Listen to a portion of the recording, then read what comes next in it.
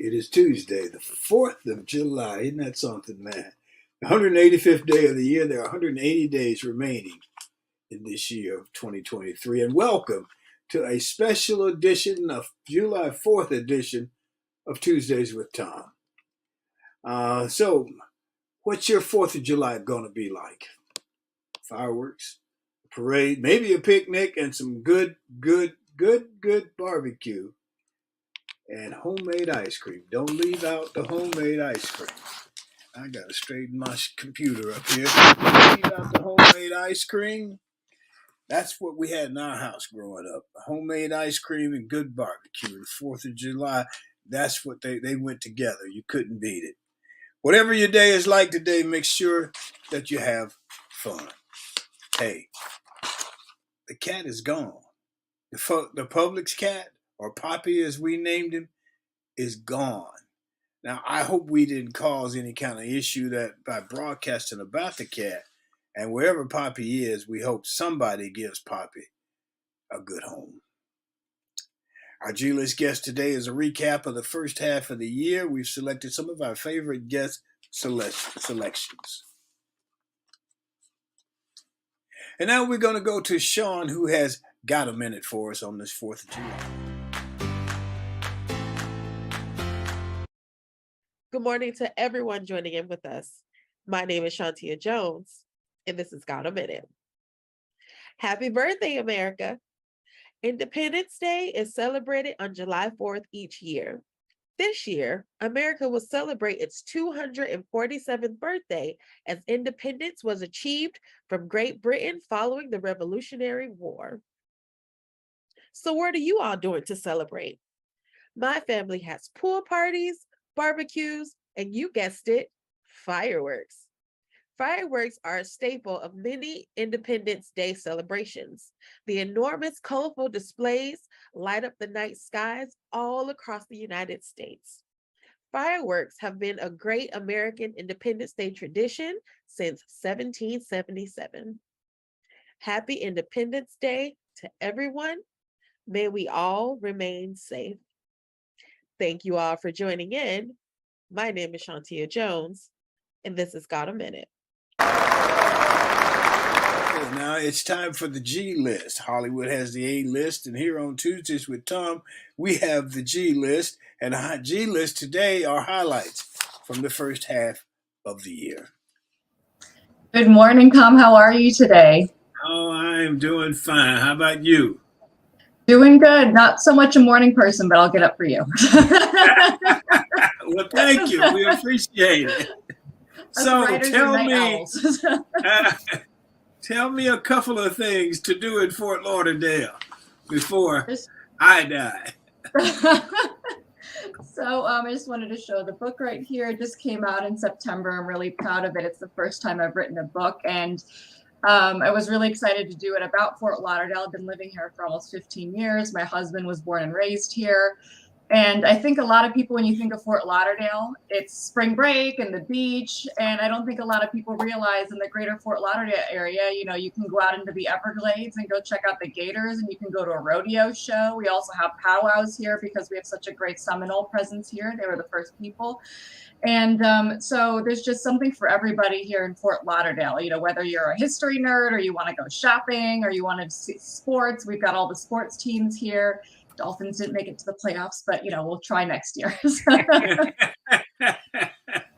Well, they did make it, didn't they? Didn't they make it? About the playoffs, they're not getting they didn't make it past the game. Yeah, that's what I meant. Yeah, they misspoke there. So, all right. So, and what made you choose? I mean, obviously there's a lot going on. So why did you decide to write about the 100 things to do in Fort Lauderdale?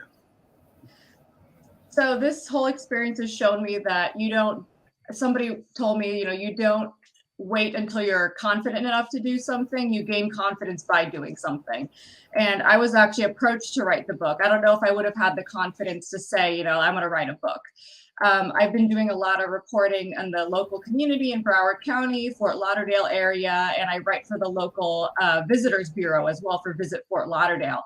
So when this guidebook company. They've got guidebooks all across the U.S. and they really wanted to beef up more of their southeastern representation. They've got a couple books in North Florida as well as the Georgia area. And so they said, we want to do something in Fort Lauderdale. And they asked around, and, you know, a kind writer that I know referred me, and it worked out well. So I had 6 months to write the book.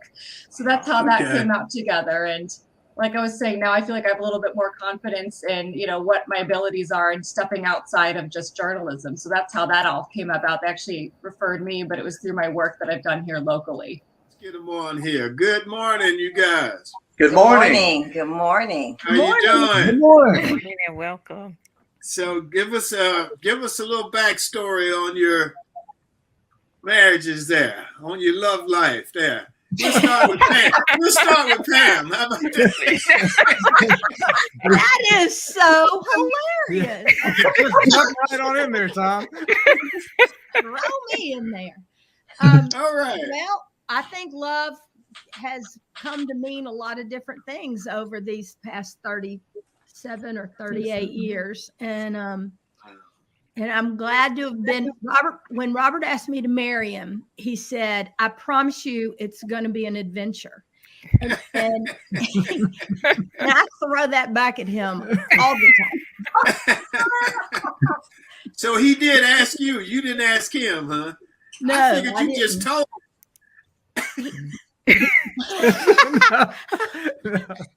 No, it was a great thing. We had lunch that day, and I was so scared that I didn't ask her at the lunch. We had this nice lunch, and as we're walking out in the parking lot, then I stopped and asked her. I finally got my nerve up. Did you get on one knee? No, he leaned on the hood. Okay. Barbara and Thom. Oh, I get to tell the story. I can't trust him. Well, he took me to dinner at a very lovely restaurant. And he, after dinner, everybody knew about this because we were in the back in the corner and he had reserved this booth for us. And so after dinner, he slides this box. You know, it was a pretty big size. It was about that big. Slides this box across the table. I'm like, what is this? So he just come from New York. So I said, oh, he probably got me a nice bracelet, right? So I opened it up. And I took off the cover and I opened it up. And this light comes on inside the box. And there's this ring. And I'm looking at this ring and I'm saying, oh. And I'm looking at him. He's just smiling. So I said, now, is there a question that comes with this ring? So finally he asked me to marry him. But that was, I mean, it was like that he had forgotten, like Bob, he forgot. And I had to kind of prod him along. So it was, yeah. We've been happy. We lawyers aren't known for our sensitive hearts. So we're known for getting it done. Robert never says more than he's exactly supposed to. There you go. There you go. That way you stay out of trouble. We have a saying here that it's not necessary. You know, so if it's not necessary, you might not get said or done. I hear you. I understand. So, Thom, what you're saying, in other words, is that Barbara should have just said "I do" when she opened the box, right? No. That's where I see it. Well, we got some photos of some of your food, your displays, and then we'll come back and ask some questions. Sean, can we put a few of those photos up, please? Well, I think that's you and you. Oh yeah. Can you tell us what that is? A geode watermelon cake, geometrical fruit platter. That was me at my first event at Sneaky Tiki. Oh, that's a salmon roast. That's the one that got the most views. Okay. Skirt steak with chimichurri. That's me at the ABWA in Fort Walton. I was doing a board for them. Shrimp pasta. That looks good. Me and my husband doing our first event, and that was for Mission Wonder Woman Foundation. And yeah, oh, that's how I started. I started something called Love Through Food. I want to talk about that too, but Okay. yeah. Okay. The ceviche cups and stuff. That's the finished product for the Mission Wonder Woman. Yep. You All do that. all this yourself? Yeah, my husband was with me that day, so he helped me. Wow. Yeah, like unload and stuff like that. Okay. Yeah. Oh, wow. That's very interesting. So, you go ahead and talk about it a little bit, and I'll get Barbara and Michael to ask you some questions here. Yeah. So I think I was still pregnant with my daughter, Olivia. I was a stay-at-home mom for a while, and it was like kind of driving me crazy because I like working. And I told my husband, I was like, you know what, let me just start something real quick. And so I did a pay it forward meal thing where I sold like birria tacos and aguas frescas, desserts, and I had like hundreds of people show up to my garage and like car by car by car by car picking up their orders, and they would pay for the next family and they would pay for the next one and so on and so forth. And there was a point where I did have to charge like $20-$30 for like a family pack or something like that, like just to keep it going. But I think the only reason I stopped was because one, I was gonna have a baby, and then two, I started seeing my clients go to other restaurants that were already established, you know, picking up on the trend of birria tacos, and I started putting myself down, and I was like, oh my gosh, like there's, and then that's where my whole mentality changed after that. Like, there's room for everyone to grow. There's room for everyone to succeed. Like, I shouldn't feel like this, you know, like I was proud of what I did and it was really fun. So I shouldn't feel that way. Good morning, Mr. Studdard. How are you? I am well. Good morning. Good morning. You've come alive. I am alive. Good morning. Good morning. Let's get your mom on. Good morning, Mrs. Studdard. Good morning. Good morning. All right. Thank you, Good guys. morning. Thank you guys for being with us this morning. So, Mr. Gossam, before we get started. Yes, sir. You probably don't remember this. And I know I was asleep when we were having our test this morning, but I have to give you your flowers while I'm on here with you. Well, thank you. When I was in 8th grade at Smith Middle School, my 6th grade English teacher, I think, probably invited you to our school to speak to us. And I remember how excited we were to see somebody at our school that was on in the heat of the night. Oh, wow. Thank you. And yeah, that was a really big deal for us that day. It was an even bigger deal for the kids that wanted to be a part of the arts, that could see somebody from Birmingham actually doing the job that we wanted. So thank you for that. Thank you, man. Because it's a very difficult, which is why I do my foundation, because it's a very difficult proposition for people to understand what it takes to leave our state and be a part of an industry that is not in our state. Right. Which is why Roy Wood and myself have been to the State House on several occasions lobbying for them to change the tax breaks for these film studios to come to Alabama, and they have yet to do so, but it's fine. Well, moving on, Michael Walker, I would like for you to talk to your fellow Republican constituents to get them to help us move. Georgia gives these film studios, they move earth and sky for them to come to Georgia. Mississippi is now doing the same thing, and Alabama will not do it. Well, you know, I don't know what I can say about the Alabama situation. It's the best state in the world. Tiffany Orner. Tiffany, good morning. Good morning. How are you? We're doing fine. How are you? I am doing very well. Thank you all for having me. I'm excited to be here. Well, we're excited to have you. So tell me this. So you say no service person, a former service person, should want for pretty much anything once they've done their service. So what are you doing now to enable that? Well, I am leading a nonprofit, a private foundation that is stood up by an automotive group out of the Florida Panhandle. And I'm not standing up any new programs or anything like that. What I'm doing is I'm vetting those programs and service organizations that are already in place, bringing them to one spot, Forever Warriors, and then assisting the Panhandle in hopes to grow that throughout the United States. So essentially, think of it like kind of like a brokerage, right? You go to one place to get insurance. Well, I want every military person, past, present, and future, to come to Forever Warriors to get any and all support. So here we are. How long have you been doing this? I got brought on 11 October in 2022. So I with Forever Warriors since October Q4 of last year.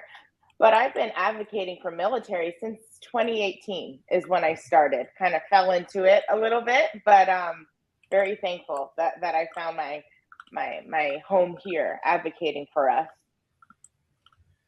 We had somebody in our chat, and I can't find her, who said she was 24-year Navy veteran, Vernell Razor. Vernell, so she's 24-year Navy veteran. So, yay, sis. Well, early, and you didn't mention this, but I'm going to let it slide one time. 12 June is Female Veterans Day. So I'm going to wish her a happy Female Veterans Day because back in 1948, President Truman said, guess who can serve? We can. So June 12th is Female Veterans Day. So happy early Female Veterans Day, sis. I appreciate you and your commitment to our country. Phoenix City's Harvey Glance is the community's GOAT, the greatest of all time. When it comes to ranking any of the athletes it has had participate in any sport from Phoenix City. And let's welcome the GOAT, Mr. Harvey Glance. Harvey, how are you, man? I'm doing fine, Thomas. How are you, buddy? Doing well. you like the GOAT, huh? Oh, man. That's a compliment. Hey, what's the title, babe? What a title. Of all time. I like that. It says the greatest of all time when it comes to ranking any of the athletes it has had participate in any sport. Well, I'll tell you what, that's a great honor, especially with the reputation when I was growing up for my little city of Phoenix City, which was once known as Sin City, USA. To turn that title around from being Sin City, USA to the greatest of all time, coming out of that little city, that's a great honor. It is. It's quite an honor, man. That's why I wanted to read it, you know. Well, thank you. I did not know that. Yeah. You are the greatest of all. You've eclipsed Muhammad Ali as far as Phoenix City goes. That's something, man. He started it. I want to ask you about the Olympics in 1980 when you guys didn't get to go because of the boycott. How do you feel about that now? Oh man, I tell you, I've always had mixed emotions about that 80 decision because on one hand, the government knows better when it comes to safety around the world because they got the intelligence and all the necessary tools to understand what's going on and that atmosphere. So from that perspective, I think that they were looking out for all Americans. But from a athlete perspective, you know, it left a whole lot of bitterness there because, you know, you trained 4 years for that moment. And it was especially special for me because in 1976, I was very, very young and inexperienced, but still managed to have placed fourth in the 100 meters. But I felt like my maturity and lack of my maturity in 1976 cost me. But I gained 4 more years of experience, and I felt like in 1980 I was really ready. I was #1 in the world at what I did, and I was able to handle the atmosphere, the crowd, the publicity, and everything else that goes with it much better. I was much more poised and experienced. So I think the inexperience in 1976 cost me an Olympic gold medal. But in 1980, I was really prepared and ready to go for it. So I think I lost 2 gold medals in 1980 that should have been around my neck. Yeah.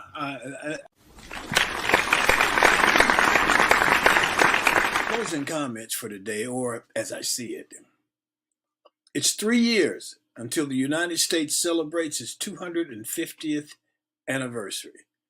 The anniversary push formally begins today on July 4th with an event during the Major League Baseball game between the Milwaukee Brewers and the Chicago Cubs. The organization spearheading the celebration is known as America 250, and they will start recruiting people to share their stories of what this country means to them. So get your story together. They may give you a call, and stay tuned. I want to shout out to In the Heat of the Night gang. They were in Covington, Georgia this 4th of July weekend to reminisce about the television show In the Heat of the Night. The show was shot in Covington, Georgia between 1988 and 1995. The town has kept that legend alive with mementos, the police station, the homes where the chief and Harriet lived, the homes where Virgil and Althea Tibbs lived. Who was there? Antley and his new Mrs., Detective Laurie Luman, Anthony Tedeschi, and others. I heard they went by Ted Marcus's office, and Ted wasn't there. Well, we'll have to work on that for next year. Sorry about that. And that's our show for this 4th of July, 2023. Enjoy your days. We're going to thank the audience. We appreciate you. We thank the G-List guests, which are all the people who were on in the first half of the year. We thank Barbara, Sean, Emily, Joyce, and Michael. And that's it for this July the 4th, 2023. Remember to enjoy yourself. Make every day count. Stay safe. Peace.